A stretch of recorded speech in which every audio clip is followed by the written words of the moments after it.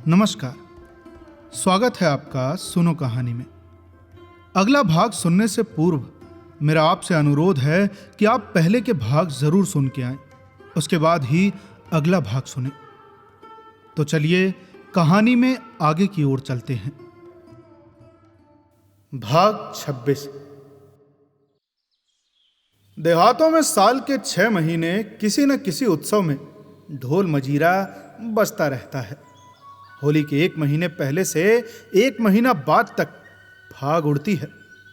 आषाढ़ लगते ही आल्हा शुरू हो जाता है और सावन भादों में कजलियां होती हैं।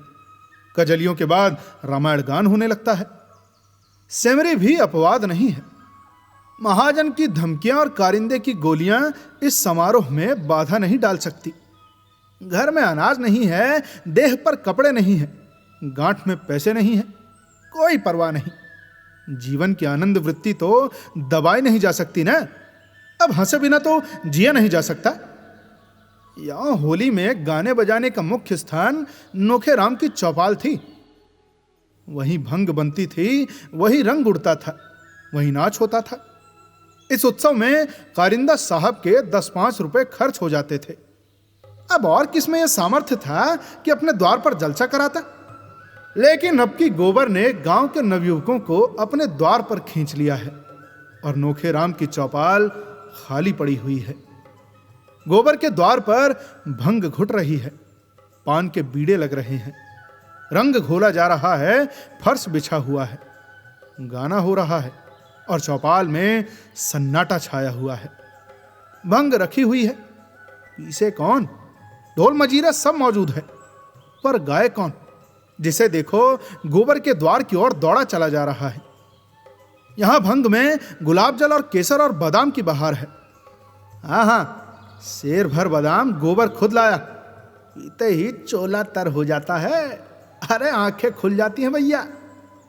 खमीरा तमाकू लाया है, खास बिनसुआ की है। अरे रंग में भी केवड़ा छोड़ा है। रुपए कमाना भी जानता है और खर्च करना भी जानता है। गाड़ कर रख लो, कौन देखता है। धन की यही शोभा है भैया। और केवल भंग ही नहीं है, जितने गाने वाले हैं सबका नेवता भी है। और गांव में न नाचने वाले की कमी है, न अभिनय करने वालों की। शोभा ही लंगड़ों की ऐसी नकल करता है कि क्या कोई करेगा। और बोली की नकल करने में तो उसका सानी ही नहीं है। जिसकी बोली कहो उसकी बोले। अरे भैया, आदमी की भी और जानवर की भी। और गिरधर नकल करने में बेजोड़ है। वकील की नकल वो करे, पटवारी की नकल वो करे। अरे थानेदार की, चपरासी की, सेठ की, सभी की नकल कर सकता है। हाँ, बेचारे के पास वैसा सामान नहीं है, मगर अब की गोबर ने उसके लिए सभी सामान मंगा दिया है और अब की उसकी नकलें देखने जोग होगी।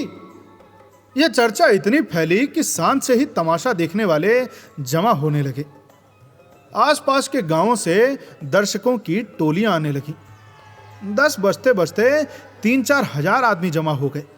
और जब गिरधर झिंगुरी सिंह का रूप भरे अपनी मंडली के साथ खड़ा हुआ तो लोगों को खड़े होने की जगह भी न मिलती थी। वही खलवाट सिर, वही बड़ी मूछें और वही तोंद। बैठे भोजन कर रहे हैं और पहली ठकुराइन बैठी पंखा झल रही है। ठाकुर ठकुराइन को रसिक नेत्रों से देख कर कहते हैं, अरे अब भी तुम्हारे ऊपर वो जोबन है कि कोई जवान देख ले तो तड़प जाए। और ठकुराइन फूल कर कहती हैं, जभी तो नहीं नबीली लाए। अरे उसे तो लाया हूं तुम्हारी सेवा करने के लिए, वो तुम्हारी क्या बराबरी करेगी। तभी छोटी बीवी ये वाक्य सुन लेती है और मुंह फुलाकर चली जाती है। दूसरे दृश्य में ठाकुर खाट पर लेटे हैं और छोटी बहू मुंह फेरे हुए जमीन पर बैठी है। ठाकुर बार बार उसका मुंह अपनी ओर फेरने की विफल चेष्टा करके कहते हैं, अरे मुझसे क्यों रूठी हो मेरी लाडली। तुम्हारी लाडली जहां हो वहां जाओ। मैं तो लौंडी हूं, दूसरों की सेवा टहल करने के लिए आई हूं ना। अरे तुम मेरी रानी हो, तुम्हारी सेवा टहल करने के लिए तो बुढ़िया है ना। पहली ठकुराइन सुन लेती है और झाड़ू लेकर घर में घुसती है और कई झाड़ू उन पर जमाती है। ठाकुर साहब जान बचाकर भागते हैं। इसके बाद दूसरी नकल हुई। जिसमें ठाकुर ने 10 रुपए का दस्तावेज लिखकर 5 रुपए दिए। शेष नजराने और तहरीर और दस्तूरी और ब्याज में काट लिए। किसान आकर ठाकुर के चरण पकड़कर रोने लगता है। बड़ी मुश्किल से ठाकुर रुपए देने पर राजी होते हैं। जब कागज लिख जाता है और आसामी के हाथ में 5 रुपए रख दिए जाते हैं तो वो चकरा कर पूछता है, ये तो 5 ही है मालिक। 5 नहीं 10 है, घर जाकर गिनना। नहीं सरकार, ये तो 5 है। अरे 1 रुपया नजराने का हुआ कि नहीं? हाँ सरकार। 1 तहरीर का? हाँ सरकार। 1 कागज का? हाँ सरकार। 1 दस्तूरी का? हाँ सरकार। और 1 सूद का? हाँ सरकार। और 5 नगद? अब 10 हुए कि नहीं? हाँ सरकार, मगर अब ये 5 मेरी ओर से रख लीजिए। कैसा पागल है? नहीं सरकार, 1 रुपया छोटी ठकुराइन का, 1 नजराना है, 1 रुपया बड़ी ठकुराइन का। 1 रुपया ठकुराइन के पान खाने को, 1 बड़ी ठकुराइन के पान खाने को, बाकी बचा 1 वो आपकी करिया कर्म के लिए।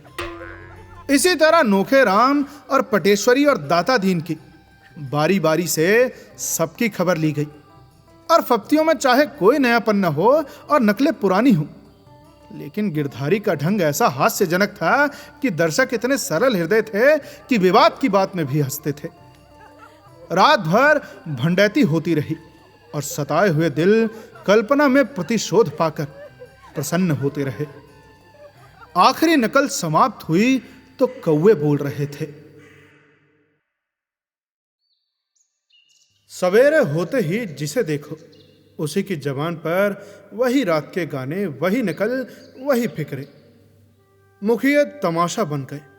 जिधर निकलते हैं उधर ही 2-4 लड़के पीछे लग जाते हैं और वही फिक्रे कसते हैं। जिंगुरी सिंह तो दिल लगी बाज आदमी थे, इसे दिल लगी में लिया, मगर पटेश्वरी में चिढ़ने की बुरी आदत थी। और पंडित दाता दीन तो इतने तुनक मिजाज थे कि लड़ने पर तैयार हो जाते थे। अब भाई वो सबसे सम्मान पाने के आदी थे। कारिंदा की तो बात ही क्या, राय साहब तक उन्हें देखते ही सिर झुका देते थे। अब उनकी ऐसी हंसी उड़ाई जाए और वो भी अपने ही गांव में, ये उनके लिए असह्य था। अगर उनमें ब्रह्म तेज होता तो इन दुष्टों को भस्म कर देते, ऐसा शाप देते कि सब के सब भस्म हो जाते।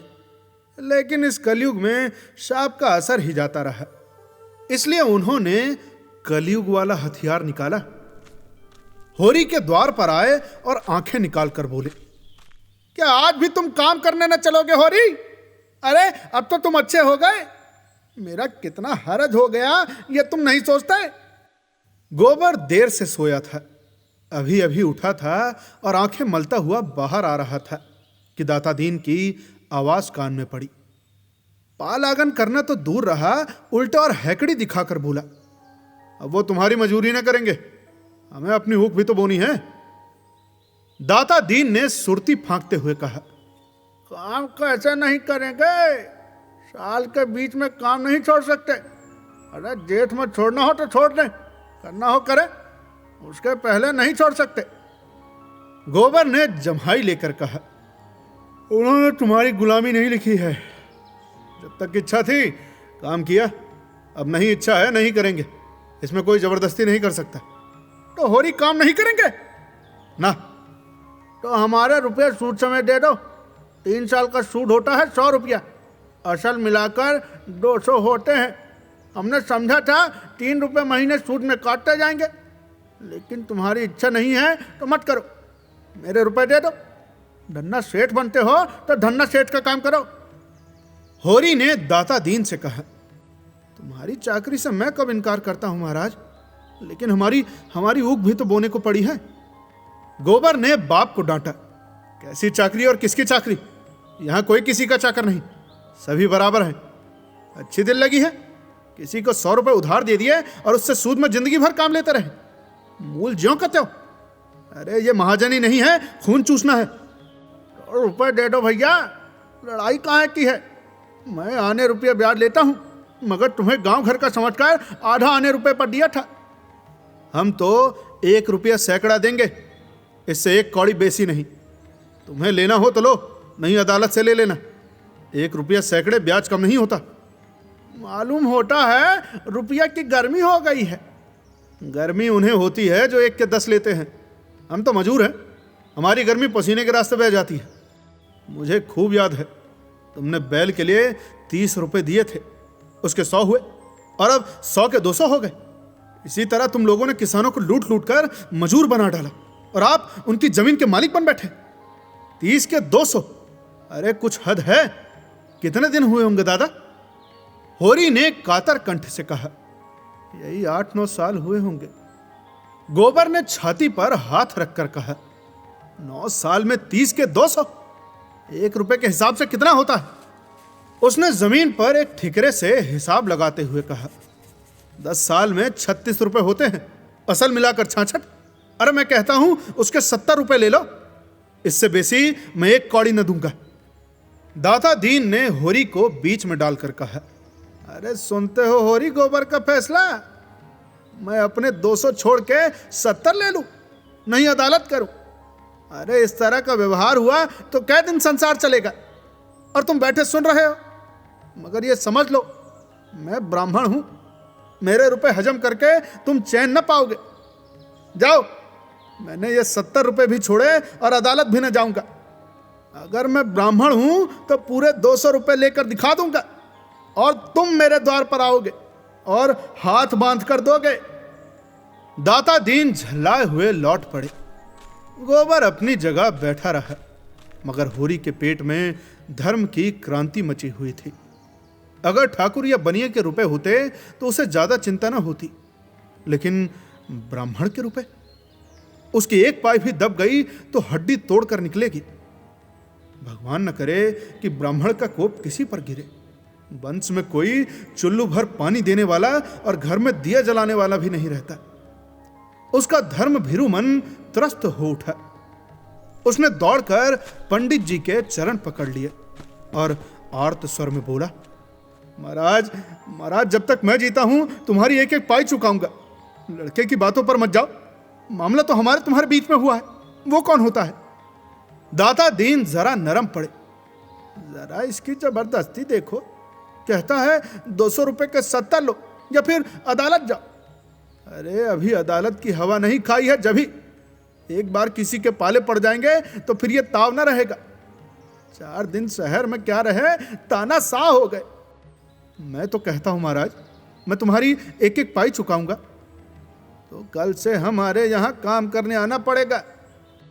अपनी ऊख बोना है महाराज, नहीं तुम्हारा ही काम करता। दाता दीन चले गए तो गोबर ने तिरस्कार की आंखों से देख कर कहा, गए थे देवता को मनाने। अरे तुम ही लोगों ने तो इन सबका मिजाज बिगाड़ दिया है। 30 रुपए दिए, अब 200 रुपए लेगा और डांट ऊपर से बताएगा और तुमसे मजूरी कराएगा और फिर काम कराते कराते मार डालेगा। होरी ने अपने विचार में सत्य का पक्ष लेकर कहा, नीति हाथ से न छोड़नी चाहिए बेटा, अपनी अपनी करनी अपने साथ है। हमने जिस ब्याज पर रुपए लिए वो तो देने ही पड़ेंगे, फिर ब्राह्मण ठहरे, इनका पैसा हमें पचेगा? ऐसा माल तो इन्हीं लोगों को पचता है। गोबर ने त्योरियां चढ़ाई। अरे नीति छोड़ने को कौन कह रहा है, और कौन कह रहा है कि ब्राह्मण का पैसा दबा लो? मैं तो ये कहता हूं कि इतना सूद नहीं देंगे। बैंक वाले 12 आने सूद लेते हैं, तुम 1 रुपया ले लो, अब और क्या किसी को लूट लोगे? और उनका रोया जो दुखी होगा, हुआ करे? अरे उनके दुखी होने के डर से हम बिल क्यों खोदें? अरे बेटा, जब तक मैं जीता हूं मुझे अपने रास्ते चलने दो। जब मैं मर जाऊं तो तुम्हारी जो इच्छा हो वो करना, तो फिर तुम ही देना। मैं तो अपने हाथों अपने पाँव में कुल्हाड़ी न मारूंगा। मेरा गधापन था कि तुम्हारे बीच में बोला। तुमने खाया है, तुम भरो, मैं क्यों अपनी जान दूं? यह कहता हुआ गोबर भीतर चला गया। झुनिया ने पूछा, आज सवेरे सवेरे दादा से क्यों उलझ पड़े? गोबर ने सारा वृत्तांत कह सुनाया और अंत में बोला, इनके ऊपर ऋण का बोझ इसी तरह बढ़ता जाएगा, मैं कहां तक भरूंगा? उन्होंने कमा कमा कर दूसरों का घर भरा है, मैं क्यों उनकी खोदी हुई खंदक में गिरूं? इन्होंने मुझसे पूछकर कर्ज नहीं लिया, न मेरे लिए लिया। मैं उसका देनदार नहीं हूं। उधर मुखियों में गोबर को नीचा दिखाने के लिए षड्यंत्र रचा जा रहा था। अरे ये लौंडा शिकंजे में न कसा गया तो गांव में उधम मचा देगा। प्यादे से फर्जी हो गया है ना, टेढ़े तो चलेगा ही। जाने कहाँ से इतना कानून सिखाया है। कहता है रुपए सैकड़े सूद से बेसी ना दूंगा, लेना हो लो नहीं अदालत जाओ। हाँ, रात इसने सारे गांव के लौंडों को बटोर कर कितना अनर्थ किया। लेकिन मुखियों में भी ईर्ष्या की कमी न थी। सभी अपने बराबर वालों के परिहास पर प्रसन्न थे। पटेश्वरी और नोखे राम में बातें हो रही थी। पटेश्वरी ने कहा, मगर सबों को घर घर की रत्ती रत्ती का हाल मालूम है। झिंगुरी सिंह को तो सबों ने ऐसा रगेदा कि कुछ न पूछो। अरे दोनों ठकुराइन की बातें सुन सुनकर लोग हंसी के मारे लौट गए।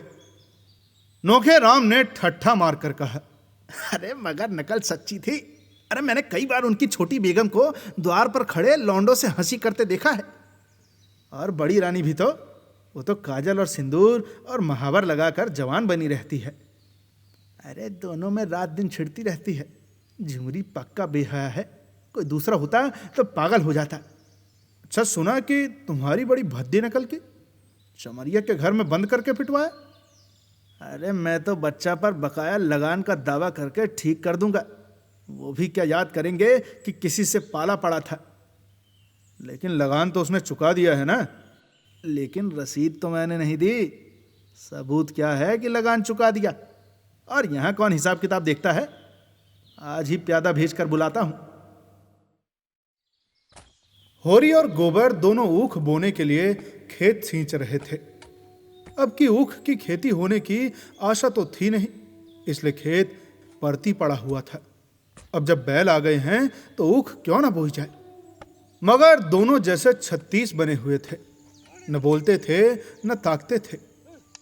होरी बैलों को हाँक रहा था और गोबर मोट ले रहा था। सोना और रूपा दोनों खेत में पानी दौड़ा रही थी कि तभी उनमें झगड़ा हो गया। विवाद का विषय यह था कि झिंगुरी सिंह की छोटी ठकुराइन पहले खुद खाकर पति को खिलाती है या फिर पति को खिलाकर तब खुद खाती है। सोना कहती थी कि पहले वो खुद खाती है। रूपा का मत इसके प्रतिकूल था।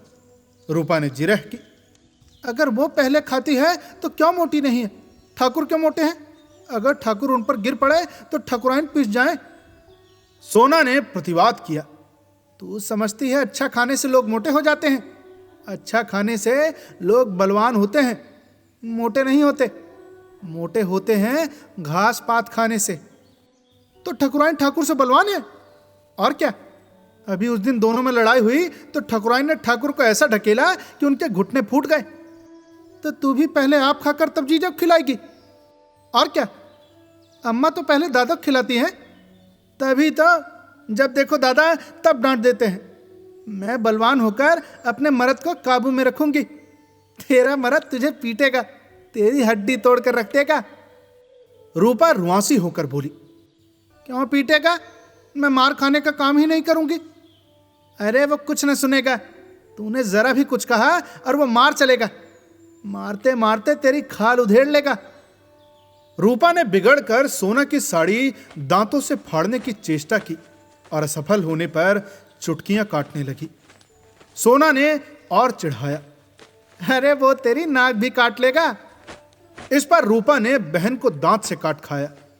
सोना की बाह लहुआ गई। उसने रूपा को जोर से ढकेल दिया।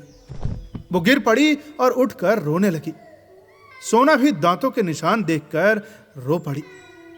उन दोनों का चिल्लाना सुनकर गोबर गुस्से से भरा हुआ है और दोनों को दो दो घूंसे जड़ दिए। दोनों रोती हुई निकलकर घर की ओर चलती। सिंचाई का काम रुक गया। इस पर पिता पुत्र में एक झड़प हो गई। होरी ने पूछा, अरे पानी कौन चलाएगा। दौड़े दौड़े गए, दोनों को भगाए। अब जाकर मना क्यों नहीं लाते। तुम्हें ने इन सबों को बिगाड़ रखा है। अरे इस तरह मारने से और निर्लज्ज हो जाएंगे। अरे 2 जून खाना बंद कर दो, आप ठीक हो जाएंगी। मैं उनका बाप हूं, कसाई नहीं हूं। पांव में एक बार ठोकर लग जाने के बाद किसी कारण से बार बार ठोकर लगती है और कभी कभी अंगूठा पक जाता है और महीनों कष्ट देता है। पिता और पुत्र के सद्भाव को आज उसी तरह की चोट लग गई थी और उस पर यह तीसरी चोट पड़ी। गोबर ने घर जाकर झुनिया को खेत में पानी देने के लिए साथ लिया। झुनिया बच्चे को लेकर खेत में आ गई। धनिया और उसकी दोनों बेटियां बैठी ताकती रहीं। मां को भी गोबर की उद्दंडता बुरी लगती थी। रूपा को मारता तो बुरा ना मानती, मगर जवान लड़की को मारना यह उसके लिए असह्य था। आज ही रात को गोबर ने लखनऊ लौट जाने का निश्चय कर लिया। यहां अब वो नहीं रह सकता। जब घर में उसकी कोई पूछ नहीं है तो वो क्यों रहे? वो लेन देन के मामले में बोल नहीं सकता। लड़कियों को जरा मार दिया तो लोग ऐसे जामे के बाहर हो गए, मानो वो बाहर का आदमी हो। तो फिर इस सराय में वो रहे क्यों? वो न रहेगा। दोनों भोजन करके बाहर आए थे कि नोखेराम के प्यादे ने आकर कहा, चला, कारिंदा साहब ने बुलाया है। होरी ने गर्व से कहा, रात को क्यों बुलाते हैं? मैं तो बाकी दे चुका हूं। प्यादा बोला, मुझे तो तुम्हें बुलाने का हुक्म मिला है। जो कुछ हरज करना हो वहीं चलकर करना। होरी की इच्छा न थी, मगर जाना पड़ा। गोबर विरक्त सा बैठा रहा। आधा घंटे में होरी लौटा और चीलम भरकर पीने लगा। अब गोबर से रहा न गया। पूछा, किस मतलब से बुलाया था? होरी ने भर्राई हुई आवाज में कहा, मैंने पाई पाई लगान चुका दिया। वो कहते हैं तुम्हारे ऊपर 2 साल का बाकी है। अभी उस दिन भी मैंने ऊख बेची तो 25 रुपए वहीं उनको दे दिए, और आज वो 2 साल का बाकी निकालते हैं। मैंने कह दिया कि मैं एक धेला न दूंगा। गोबर ने पूछा, तुम्हारे पास रसीद होगी ना? रसीद कहाँ देते हैं बेटा? अरे तो तुम बिना रसीद लिए रुपए देते ही क्यों हो? अरे मैं क्या जानता था ये लोग बेईमानी करेंगे। ये सब तुम्हारी करनी का फल है। तुमने रात को उनकी हंसी उड़ाई, ये उसी का दंड है। अरे पानी में रहकर मगर से बैर नहीं किया जाता। सूद लगाकर 70 रुपए बाकी निकाल दिए। ये किसके घर से आएंगे? गोबर ने सफाई देते हुए कहा, तुमने रसीद ले ली होती तो मैं लाख उनकी हंसी उड़ाता, लेकिन तुम्हारा बाल भी बाका न कर सकते। मेरी समझ में नहीं आता कि लेन देन में तुम सावधानी से क्यों नहीं काम लेते। अगर यों रसीद नहीं देते तो डाक से रुपया भेजो। अरे यही तो होगा कि 1 रुपया महसूल पड़ जाएगा। अब इस तरह की धांधली तो न होगी। अरे तुमने ये आग न लगाई होती तो कुछ न होता। अब तो सभी मुखिया बिगड़े हुए हैं। बेदखली की धमकी दे रहे हैं। देव जाने कैसे बेड़ा पार लगेगा। मैं भी जाकर उनसे पूछता हूं। अरे तुम जाकर और आग लगा दोगे? अरे अगर आग लगानी पड़ेगी तो आग लगा दूंगा। ये बेदखली करते हैं, करे। मैं उनके हाथ में गंगाजल ही रखकर अदालत में कसम खिलाऊंगा। तुम दुम दबाकर बैठे रहो, मैं इसके पीछे जान लड़ा दूंगा। मैं किसी का 1 पैसा दबाना नहीं चाहता और ना ही अपना 1 पैसा खोना चाहता हूं। वो उसी वक्त उठा और नोखेराम की चौपाल में जा पहुंचा। देखा तो सभी मुखिया लोगों का कैबिनेट बैठा हुआ है। गोबर को देखकर सबके सब सतर्क हो गए। वातावरण में षड्यंत्र की सी कुंठा भरी हुई थी। गोबर ने उत्तेजित कंठ से पूछा, ये क्या बात है कारिंदा साहब? आपको दादा ने हाल तक का लगान चुकता कर दिया और आप अभी भी 2 साल का बाकी निकाल रहे हैं। अरे ये कैसा गोलमाल है? नोखेराम ने मसनद पर लेटकर रौब दिखाते हुए कहा, अरे जब तक हो रही है मैं तुमसे लेन देन की कोई बातचीत नहीं करना चाहता। गोबर ने आहत स्वर में कहा, तो मैं घर का कुछ नहीं हूं क्या? अरे तुम अपने घर में सब कुछ होगे, यहां तुम कुछ नहीं हो। अच्छी बात है, आप बेदखली दायर कीजिए। मैं अदालत में तुमसे गंगा जली उठवाकर रुपए दूंगा। इसी गांव से 100 शहादतें दिलाकर साबित कर दूंगा कि तुम रसीद नहीं देते। सीधे साधे किसान हैं, कुछ बोलते नहीं तो तुमने समझ लिया कि सब काट के उल्लू हैं। अरे राय साहब वहीं रहते हैं जहां मैं रहता हूं। गांव के सब लोग उन्हें हवा समझते होंगे, मैं नहीं समझता। रत्ती रत्ती हाल कहूंगा और देखूंगा कि तुम कैसे मुझसे दोबारा रुपए वसूल करते हो। उसकी वाणी में सत्य का बल था। डरपोक प्राणियों में सत्य भी गूंगा हो जाता है। वही सीमेंट जो ईंट पर चढ़कर पत्थर हो जाता है, यदि मिट्टी पर चढ़ा दिया जाए तो मिट्टी हो जाएगा। गोबर की निर्भीक स्पष्टवादिता ने उस अनीति के बख्तर को भी बेध डाला। जिससे सज्जित होकर नोखे राम की दुर्बल आत्मा अपने को शक्तिमान समझ रही थी। नोखे राम ने जैसे कुछ याद करने का प्रयास करके कहा, अरे तुम इतना गर्म क्यों हो रहे हो? अब इसमें गर्म होने की कौन बात है? अगर होरी ने रुपए दिए हैं तो कहीं ना कहीं तो टांके गए होंगे। मैं कल कागज निकाल कर देखूंगा। अब मुझे कुछ कुछ याद आ रहा है। हाँ, शायद होरी ने रुपए दिए थे। तुम निशा खातिर रहो। अगर रुपए यहां आ गए हैं तो कहीं नहीं जा सकते। अब तुम थोड़े से रुपयों के लिए झूठ थोड़े ही बोलोगे, और न मैं ही इन रुपयों से धनी हो जाऊंगा। गोबर ने चौपाल से आकर होरी को ऐसा लथाड़ा कि बेचारा स्वार्थ भीरू बूढ़ा रुआंसा हो गया। अरे तुम तो बच्चों से भी गए बीते हो, जो बिल्ली की म्याऊं सुनकर चिल्ला उठते हैं। कहां कहां तुम्हारी रक्षा करता फिरूंगा। मैं तुम्हें 70 रुपए दिए जाता हूं। दाता दीन ले तो देकर भरपाई लिखा देना। इसके ऊपर तुमने 1 पैसा भी दिया तो फिर मुझसे 1 पैसा भी ना पाओगे। मैं परदेश में इसलिए नहीं पड़ा हूं कि तुम अपने को लुटवाते रहो और मैं यहां कमा कमा कर भरता रहूं। मैं कल चला जाऊंगा, लेकिन इतना कह देता हूं, किसी से 1 पैसा उधार मत लेना और ना ही किसी को कुछ देना। मंगरू, दुलारी, दाता दीन सभी से 1 रुपये सैकड़े सूद कराना होगा। धनिया भी खाना खाकर बाहर निकल आई थी। बोली, अभी क्यों जाते हो बेटा? 2-4 दिन और रहकर ऊख की बोनी करा लो, और फिर जो कुछ लेन देन का हिसाब भी ठीक है वो कर लो, उसके बाद जाना। गोबर ने शान जमाते हुए कहा, मेरा 2-3 रुपए रोज का घाटा हो रहा है, ये समझती भी हो। यहां मैं बहुत 2-4 आने की मजूरी ही तो करता हूं। और हां, अब कि मैं झुनिया को भी लेता जाऊंगा। वहां मुझे खाने पीने की बड़ी तकलीफ होती है। धनिया ने डरते डरते कहा, जैसी तुम्हारी इच्छा बेटा, लेकिन वहां वो कैसे अकेले घर संभालेगी? कैसे बच्चे की देखभाल करेगी? अरे बच्चे को देखूं कि अपना सुभीता देखूं? मुझसे चूल्हा नहीं फूका जाता। अरे पागल, मैं ले जाने को मना नहीं करती, लेकिन परदेश में बाल बच्चों के साथ रहना, न कोई आगे न पीछे, सोचो कितना झंझट है। अरे परदेश में संगी साथी निकल ही आते हैं अम्मा, और ये तो फिर स्वार्थ का संसार है।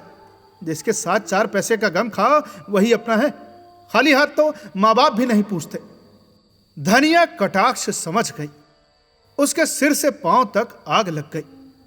वाह बेटा, माँ बाप को भी तुमने उन्हीं पैसों के यारों में समझ लिया। आंखों देख रहा हूं। नहीं देख रहे हो बेटा, माँ बाप का मन इतना निष्ठुर नहीं होता। हाँ, लड़के अलबत्ता जहां 4 पैसे कमाने लगे कि माँ बाप से आंखें फेर ली। इसी गांव में 1-2 नहीं 10-20 परथोक दे दूं। माँ बाप करज कवाम लेते हैं तो किसके लिए? लड़के लड़कियों के लिए कि अपने भोग विलास के लिए? क्या जाने तुमने किसके लिए करज लिया। मैंने तो 1 पैसा भी नहीं जाना। वाह बेटा, बिना पाले ही इतने बड़े हो गए।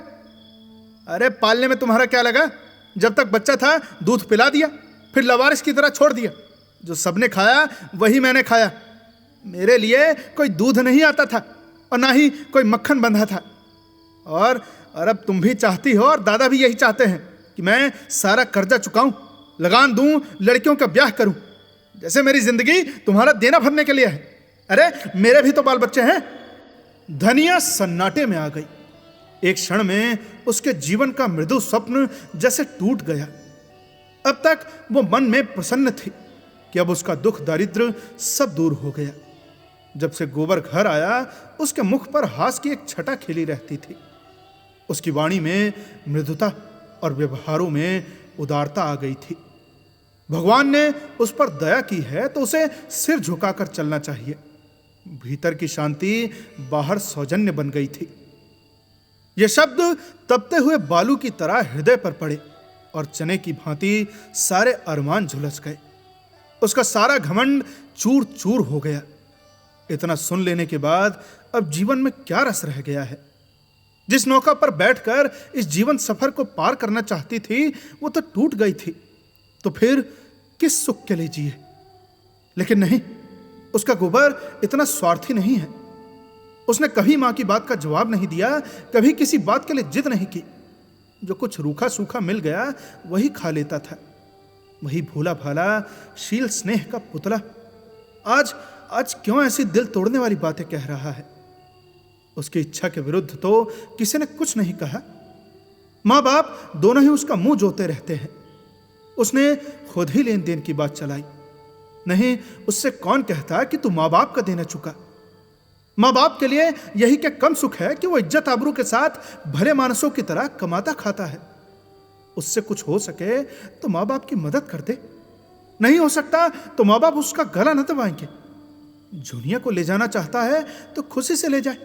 धनिया ने तो केवल उसकी भलाई के ख्याल से कहा था कि जुनिया को वहां ले जाने से जितना आराम मिलेगा उससे कहीं ज्यादा झंझट बढ़ जाएगा। इसमें ऐसी कौन सी लगने वाली बात कह दी कि इतना बिगड़ उठा। वो न हो या जुनिया की लगाई है, वही बैठे बैठे उसे मंत्र पढ़ा रही है। यहां शौक श्रृंगार करने को मिलता नहीं ना, और फिर घर का कुछ न कुछ काम भी करना पड़ता है। वहां रुपया पैसे हाथ में आएंगे तो मजे से चिकना खाएगी, चिकना पहनेगी और टांग फैलाकर सोएगी। 2 आदमियों की रोटी पकाने में क्या लगता है, वहां तो पैसा चाहिए। सुना है बाजार में पकी पकाई रोटियां मिल जाती हैं। ये सारा उपद्रव उसी ने खड़ा किया है। शहर में कुछ दिन रह भी चुकी है, वहां का दाना पानी मुंह लगा हुआ है। यहां कोई पूछता न था, यही एक भोंदू मिल गया, इसे फांस लिया। जब यहां 5 महीने का पेट लेकर आई थी तब कैसी म्याऊं म्याऊं करती थी। तब यहां शरण न मिली होती तो आज कहीं भीख मांगती होती। ये उसी नेकी का बदला है। इसी चुड़ैल के पीछे डांट देना पड़ा, बिरादरी में बदनाम हुई, खेती टूट गई, सारी दुर्गत हो गई। और आज ये चुड़ैल जिस पत्तल में खाती है उसी में छेद कर रही है। अरे पैसे देखें तो आंख हो गई, तभी ऐठी ऐठी फिरती है, मिजाज नहीं मिलता। आज लड़का 4 पैसे कमाने लगा है ना, इतने दिनों बात नहीं पूछी तो सास का पांव दबाने के लिए तेल दिए दौड़ती थी। डायन उसकी जीवन की निधि को उसके हाथ से छीन लेना चाहती है। वो दुखित स्वर में बोली, ये मंत्र तुम्हें कौन दे रहा है बेटा? तुम तो ऐसे न थे। माँ बाप तुम्हारे ही हैं, बहनें तुम्हारी ही हैं, घर तुम्हारा है, यहाँ बाहर का कौन है? और हम क्या बहुत दिन बैठे रहेंगे? अरे घर की मर्यादा बनाए रखोगे तो तुम्ही को सुख होगा। आदमी घर वालों के लिए ही तो धन कमाता है, और किसके लिए कमाता है? अरे अपना पेट तो सुअर भी पाल लेता है। मैं न जानती थी कि जुनिया नागिन बनकर हम ही को डसेगी। गोबर ने तिनक कर कहा, अम्मा मैं इतना नादान नहीं हूं कि जुनिया मुझे मंत्र पढ़ाएगी। तुम उसे नाहक कोस रही हो। अरे तुम्हारी गृहस्थी का सारा बोझ मैं नहीं उठा सकता। मुझसे जो कुछ हो सकेगा तुम्हारी मदद कर दूंगा, लेकिन अपने पांव में बेड़ियां नहीं डाल सकता। जुनिया भी कोठरी से निकलकर बोली, अम्मा जुलाहे का गुस्सा दाढ़ी पर ना उतारो। कोई बच्चा नहीं है कि मैं फोड़ लूंगी। अपना अपना भला बुरा सब समझते हैं।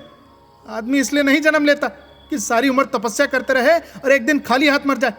अरे सब जिंदगी का कुछ सुख चाहते हैं, सबकी लालसा होती है कि हाथ में 4 पैसे हों। धनिया ने दांत पीसकर कहा, अच्छा जुनिया बहुत ज्ञान न बघार, अब तू भी अपना भला बुरा सोचने लगी। जब यहाँ आकर मेरे पैरों पर सिर रखे रो रही थी तब अपना भला बुरा नहीं सूझा था। उस घड़ी हम भी अपना भला बुरा सोचने लगते तो आज तेरा कहीं पता ना होता। इसके बाद संग्राम छिड़ गया। ताने महने, गाली गलौज, थुक्का गजीहत, कोई बात न बची। गोबर भी बीच बीच में डंक मारता जाता था। होरी बरौठे में बैठा सब कुछ सुन रहा था। सोना और रूपा आंगन में सिर झुकाए खड़ी थी। दुलारी, पुनिया और कई स्त्रियां बीच बचाव करने आ पहुंची थी। गर्जन के बीच में कभी कभी बूंदें भी गिर जाती थी। दोनों ही अपने अपने भाग्य को रो रही थी, दोनों ही ईश्वर को कोस रही थी, और दोनों अपनी अपनी निर्दोषिता को सिद्ध कर रही थी। जुनिया गड़े मुर्दे उखाड़ रही थी। आज उसे हीरा और शोभा से विशेष सहानुभूति हो गई थी, जिन्हें धनिया ने कहीं का न रखा था। धनिया की आज तक किसी से न पटी थी, तो फिर जुनिया से कैसे पट सकती है? धनिया अपनी सफाई देने की चेष्टा कर रही थी, लेकिन न जाने क्या बात थी कि जनमत जुनिया की ओर था। शायद इसलिए कि जुनिया संयम हाथ से न जाने देती थी और धनिया आपे से बाहर थी।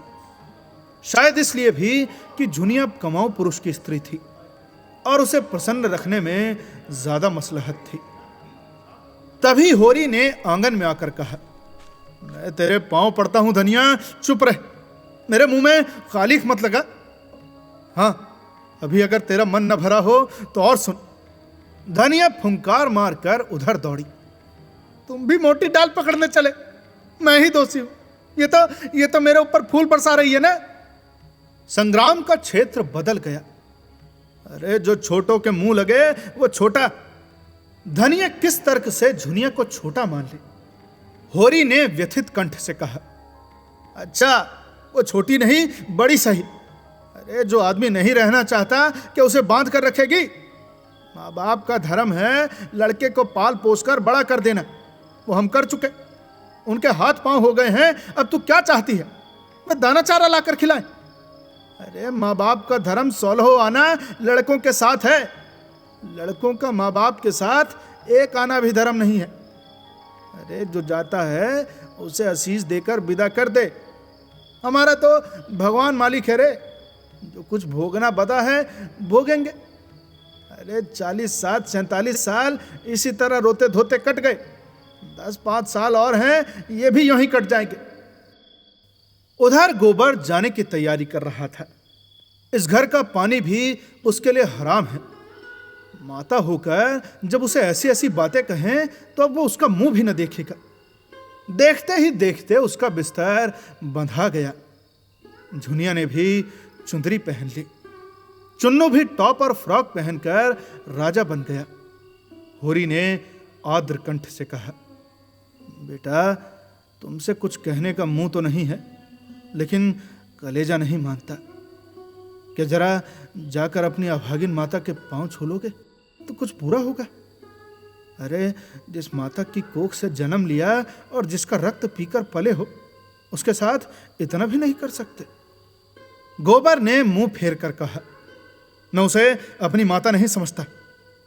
होरी ने आंखों में आंसू लाकर कहा, जैसी तुम्हारी इच्छा बेटा, जहां रहो सुखी रहो। झुनिया ने सास के पास जाकर उसके चरणों को आंचल से छुआ। धनिया के मुंह से आशीष का एक शब्द भी न निकला। उसने आंखें उठाकर देखा भी नहीं। गोबर बालक को गोद में लिए आगे आगे था। झुनिया बिस्तर बगल में दबाए पीछे पीछे।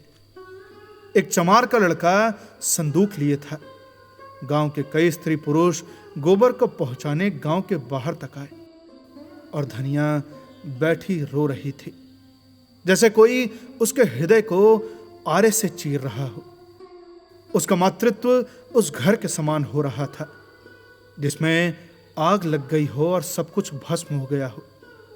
बैठकर रोने के लिए भी स्थान न बचा हो। अब आगे की कहानी सुनने के लिए बने रहिए सुनो कहानी के साथ। मिलते हैं आपसे अगले भाग में। तब तक के लिए सुनते रहिए सुनो कहानी की अन्य कहानियां, और साथ ही साथ बताएं कि ये कहानी आपको कैसी लग रही है। धन्यवाद।